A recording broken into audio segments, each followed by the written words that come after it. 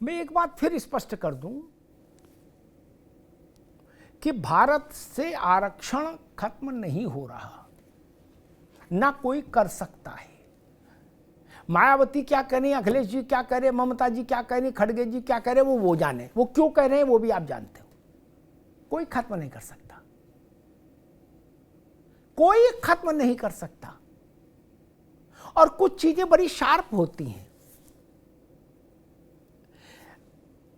एक उदाहरण देता हूं, सतीश जी, शहाबुद्दीन साहब तो ये वाले शहाबुद्दीन नहीं, बिहार वाले नहीं, आईएफएस रहे थे, वो बाबरी मस्जिद एक्शन कमेटी के प्रोमिनेंट मेंबर थे। 90s का दौर था, अयोध्या आंदोलन चरम पे था, लोकसभा के मेंबर थे। मैंने एक बार उनसे पूछा कि शहाबुद्दीन साहब, अच्छा मान लो आपको प्रधानमंत्री बनाने का बनवा दें, कभी कोई अवसर मिले आप बन जाओ प्रधानमंत्री, तो आप वहां से मूर्तियां हटवा दोगे जन्म स्थान से? तो उन्होंने मेरा हाथ दबाया, बोले नहीं। क्या ये उदाहरण मैंने मालूम क्यों दिया? वैसे दिया कि आरक्षण कहीं नहीं जा रहा, ये उतना ही बड़ा सच है। अब आप छत पर खड़े होकर चिल्लाओ, और चाहे ग्राउंड फ्लोर से चिल्लाओ, चाहे बेसमेंट से चिल्लाओ, ये आपकी मर्जी भैया। देखो, मैं चिल्लाने वालों को भी नहीं रोक सकता। ये कहे आरक्षण बढ़ा रहे, वो आपको घटा रहे हैं, लड़ाई कर लड़ते रहो। तो आरक्षण कहीं नहीं जा रहा, और ये बात दलित भी जानता है, आदिवासी भी जानता है, पिछड़ा भी जानता है। अब इसके बाद बात आई जो बार बार कही जाती है, जब मैंने कहा कि संविधान को कोई खत्म नहीं कर सकता, और संविधान का जो बेसिक एसेंस है ना, मूल गंध जो संविधान की है, उसको भी कोई माई का लाल चेंज नहीं कर सकता। गुलाब को केवड़ा नहीं कर सकते आप ना, गुलाब ही रहेगा। लेकिन फिर राठी जी जैसे लोग उसमें एक निकाल लेते, विपक्ष में है तो उनको भी कुछ तो कहना ही है कि प्राइवेटाइजेशन हो गया। प्राइवेटाइजेशन संविधान की हत्या कहां से हो गया भैया? प्राइवेटाइजेशन किसने लागू किया था? आज जो आपके बड़े भैया हैं उन्होंने लागू किया था। अब वो प्राइवेटाइजेशन सबने माना, क्या मुलायम सिंह, क्या मायावती, और क्या राहुल गांधी की पार्टी? किसने नहीं माना?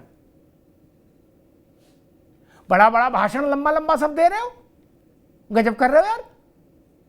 सतीश जी बैठे,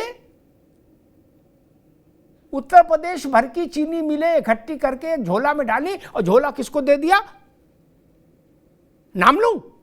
बोले ले जाओ। तब आरक्षण नहीं समझ आया था, अब उसमें कॉलोनी कट रही है। तब आरक्षण नहीं समझ में आया था सतीश जी, तब बाबा साहब की बात भी याद नहीं आई थी, क्योंकि अंधेरे में बात हो रही थी। नहीं,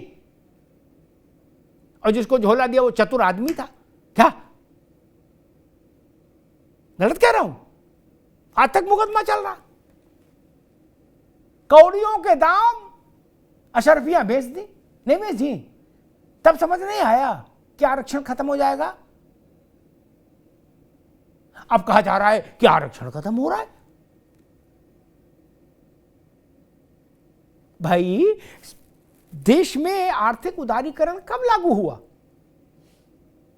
और जब लागू हुआ था विजय जी, तो आपकी पार्टी, आप अखिलेश जी के नेतृत्व में नहीं कहूंगा, ये सब उनके नेतृत्व से पहले फरिया चुके थे मसलों को, इसलिए मैं उनका भी कोई समर्थन और दोष नहीं दे सकता। मुलायम सिंह जी की चिट्ठी, दस्तखत उनके ओरिजिनल स्याही वाले पेन से, राष्ट्रपति के यहां रही 10 साल के नहीं रही क्या? कि कांग्रेस की सरकार अच्छी है, इसको हमारा समर्थन है, और बहन जी की भी रही, वैसे मुलायम सिंह को बहन जी में ऐसे थी क्या? लेकिन 5 मिनट के अंतर पे दोनों वहां जाके चिट्ठी दे आए क्या? मैंने कहा अरे बाघ बकरी दोनों एक ही घाट पानी पी रहे। तब अंबेडकर जी की याद नहीं आई थी आप लोगों को? तब आप लोग छत पे नहीं गए संविधान लेके कि नहीं, कौन है भाई का लाल, हम ईंट से ईंट बजा देंगे संविधान के लिए? नहीं बोले नहीं, कांग्रेस सरकार चलने दो।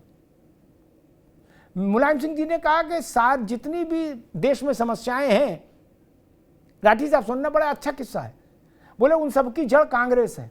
मैं मुलायम सिंह जी से अगले दिन मिला, मैंने नेताजी जब सबकी जड़ कांग्रेस है तो आप तो इससे समर्थन वापस ले लो, तो बोले लो कैसी बात बता रहे, हमें सलाह दे रहे हो भैया, हमारे वापस लेने सरकार गिरेगी नहीं। अब बोले हमारे पीछे और लग जाएगी सरकार। बोले सरकार के 1000 हाथ होते, हमें फंसवा दोगे। सतीश जी, इसीलिए मैंने कहा था हमको मालूम है जन्नत की हकीकत क्या है। क्या मायावती जी, अगर उनको इतना ही था कि भाई निजी क्षेत्र से आरक्षण खत्म हो रहा है, तो निजी क्षेत्र का सूत्रधार कौन है भारत में जिसने सरकारी व्यवस्था को निजी क्षेत्र की ओर के लिए खोला? नरसिंह राव। और नरसिंह राव के दौर में काशीराम जिंदा थे, सतीश जी, है ना, ये आपको याद होना चाहिए। और मैं उस घटना में एक पत्रकार की हैसियत से उपस्थित था, मेरी आंखों के सामने का है, जब नरसिंह राव और कांग्रेस और बसपा के बीच में अलायंस हुआ था। तब मायावती जी निर्णय नहीं लेती थी, काशीराम जी लेते थे। क्या तब ये नहीं सोचा आप लोगों ने कि बाबा साहब के नियम से खिलाफ जा रहे हैं, ये तो प्राइवेटाइजेशन कर रहे हैं? तब नहीं सोचा। इसीलिए मैं कहता हूं कि तथ्य बहुत कड़वा होता है और सत्य को न घटाया जा सकता है न बढ़ाया जा सकता है, वो जितना है उतना ही रहेगा। एक शेर था शायद कृष्ण बिहारी नूर का,